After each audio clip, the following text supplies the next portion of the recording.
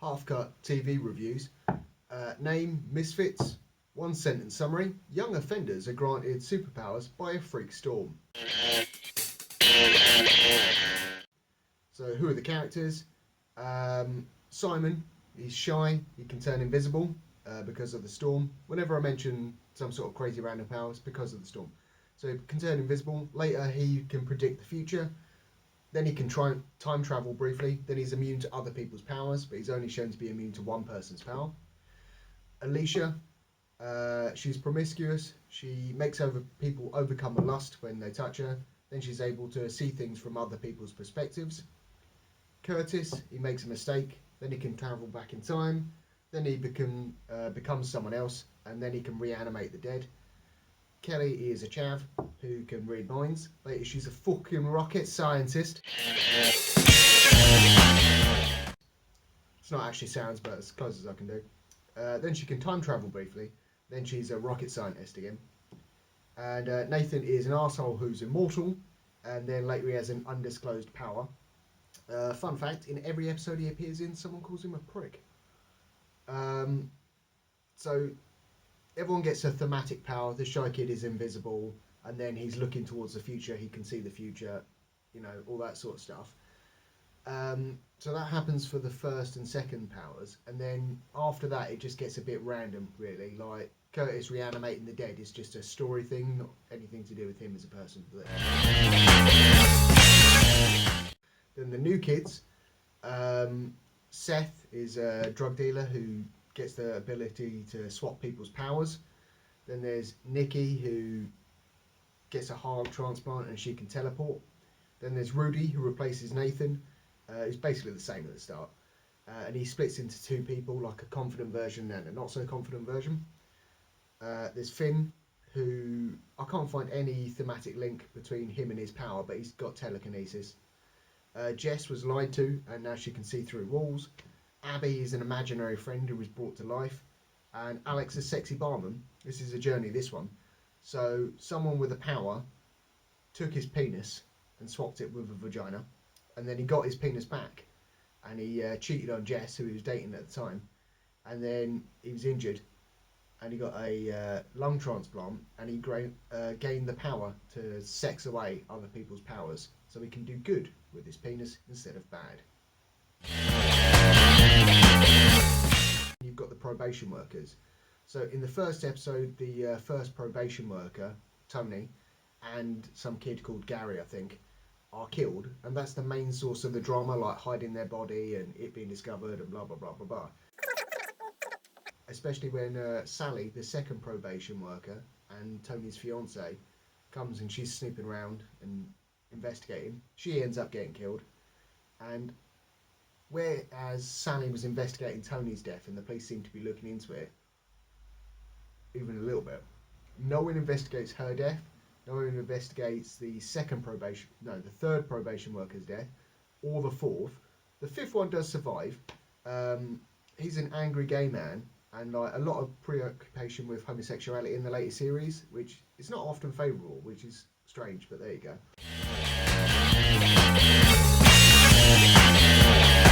The teddy brain ain't the people churning, the compensating, the prices.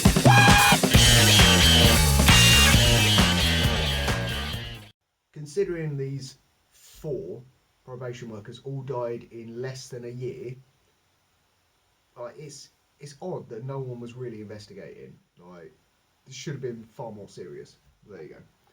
And hiding the body at first or bodies at first is a big thing, but later people die and they just like dig a hole in the woods and chuck them in there or something like that. But there you go. What doesn't need improving? So it's funny, it's different, it's unique, it's tense in places, it's very entertaining, there's a lot of good music in it. There's good acting and chemistry between the characters, and like Rudy splitting in two, playing 2 different versions of the same person at the same time, obviously not at the same time, but on the screen at the same time. He does that really well, like he changes his posture, all that sort of stuff. And the effects are generally pretty good. They're pretty low key, but there's only 2 instances where it looks properly crap. So there's one shot of the 2 Rudies standing on a roof, and usually when you like got the same character doing, or the same actor playing 2 people in the same scene, you'll have it against like a neutral background, like a blank wall or something, so it's easy to do. But because they're on a rooftop and in the background you can see trees and stuff moving, they've obviously just CGI'd the second one in, and it looks pretty rubbish. And also there's a flying character later on, and that looks rubbish as well. It's quite impressive the number of people who've been in this and then gone on to do other stuff or appeared in other shows. I'm not going to go through it because most of them are like Downton Abbey or Game of Thrones, but... Right, I've been doing this for over 5 minutes now. I don't know how long this video is going to be, but we'll just crack on. So what does need improving? So it's 5 series between 2009 and 2013. And like as the years go on, phones get newer and so on and so forth. But then it's later revealed that the events of the show have happened basically in just a little over a year. And it's all written mostly by the same guy, Howard Overman. So if he knew that he was going to set it all within 1 year, that's like 1 adventure a week. Yeah, you can see that happening. It makes more sense that it's happened over a couple of years because of the natural aging of people and so on and so forth. But there you go. What else? Kelly has a dog in the first episode that is never mentioned again. And Nathan takes a lot of the focus in the first few series. For example, like you never meet any of the other characters, the original characters' family, but you meet his mum and his like stepdad. And when Nathan leaves, it's to the detriment of the show because you don't really know any of the other characters as well. Finn realises that his dad is not actually his dad. He goes and finds his real dad, and then he's dying, and he finds out he's got a half sister, and the half sister is keeping the dad alive through use of her power. And the dad's like, "Oh, you got to let me die." She's like, "Oh no, I've got no one." And then Finn's all like, "Oh, you don't have no one. You've got me now." And she's never mentioned again. Like, there you go. You might think, oh, well, it's just a bit of an oversight. But then, also, Finn is kidnapped by a girl who basically can trap you in the Matrix or something. And he says to her throughout the episode, oh, I'm not just saying I like you because I want to get away. I really do like you. We should hang out or whatever. And at the end of the episode, she avoids having her powers forcefully removed from the magical wang of Alex Obama, which is dark. But then, she's never mentioned again. Like, yeah. Anyways, also on Finn, he says that Jess is the only girl he's ever really loved. Everyone bloody falls in love with Jess. I don't know why. Basically because she's the only available option in the show, but there you go. Jess is the only girl he's ever really loved, but his introduction as a character is he's keeping his current girlfriend like hostage in their house or in their flat tied up so she can't use her power, and he's like holding her there until he can find a cure for her power. And you wouldn't do that unless you really loved him. You'd just leave. So I was like, what's going on here? Anyways, after Abby finds out she's an imaginary character who's been brought to life by the storm, she doesn't do anything. She hangs out with a tortoise who is probably a man, later turns out to be, but that's it. She doesn't try and find out who she is on her own or create her own identity, anything like that. So that was a bit of a wasted opportunity. Time travel needs to be fixed in the show. So people remember things from timelines that don't exist. So there's an episode where Alicia tells Simon about his future because she's met future Simon. More on that in a minute.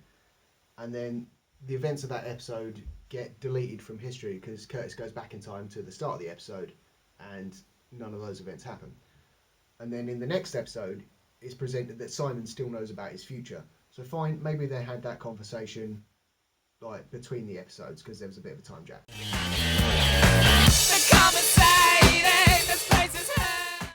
But future Simon has a video on his laptop that present Alicia sees. And that is a video from when the gang revealed themselves to the public and they were interviewed about their powers.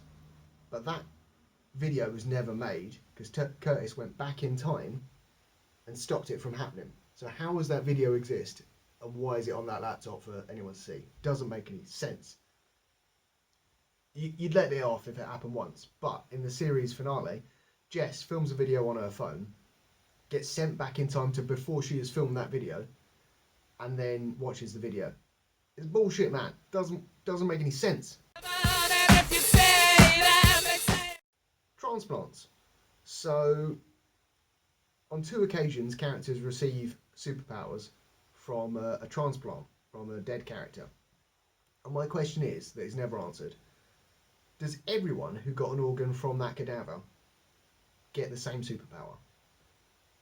Because like it's a surprise when it happens to Nikki, because she can teleport. But then when Alex gets a lung transplant, like as soon as he wakes up from the surgery, a woman is there like, oh man, I need you to have sex with me so you can sex away my power.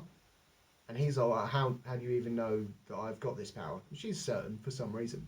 But we don't see that she's bothering everyone who got, surely that other people got like a kidney or a heart or something like that, not just one lung was taken out of this body and they burned it because no one else is getting any of it. Destiny. So in the series 1 finale, which is pretty good, Nathan is saved by a mysterious hooded figure, and in series 2 that same figure, although he is dressed differently, he prompts the gang to do certain things and he kind of saves Alicia, and it's clear that he's been watching them for some time. And Alicia discovers that her powers don't work on this guy, and up until then she hasn't been able to touch anyone. Like Rogue, but different. And it turns out that the guy in the hood is Simon from the future.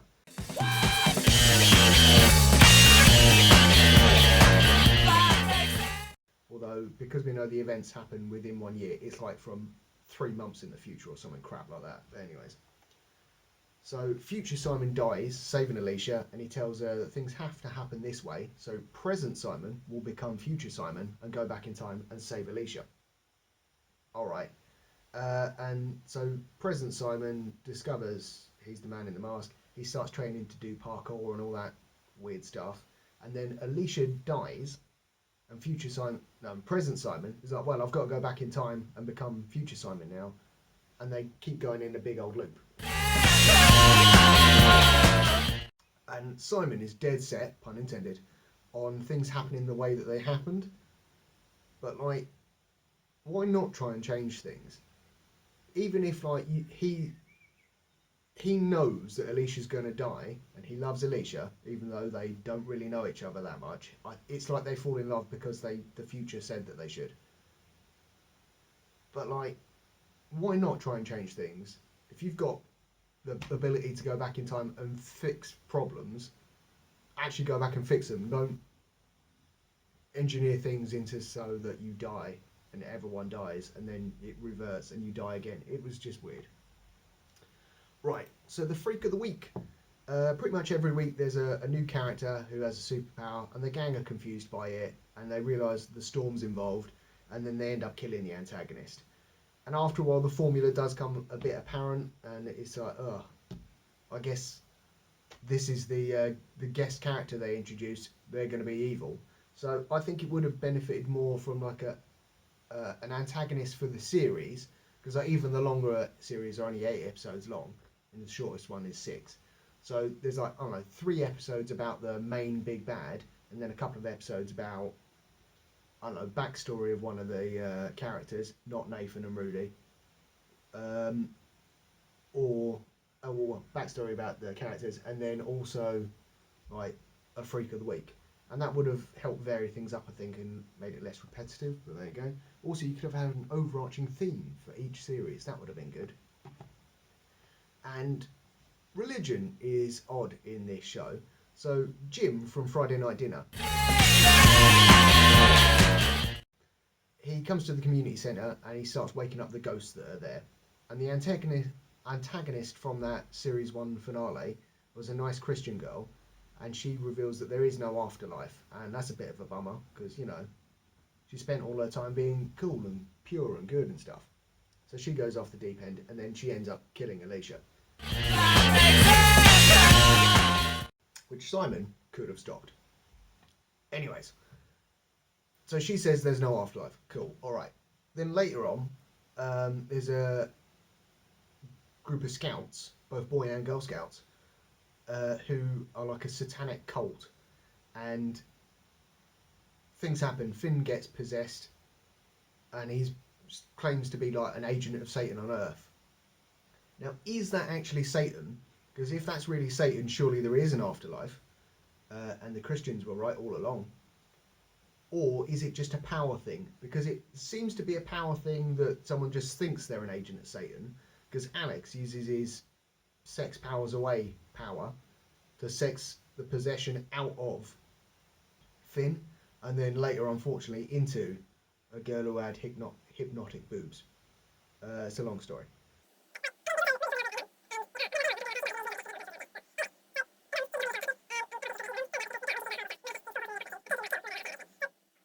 Is that the same case? I'm going off on a tangent here, but it's not really the four horsemen of the apocalypse. It is just what this girl's manifesting in her brain and they become real.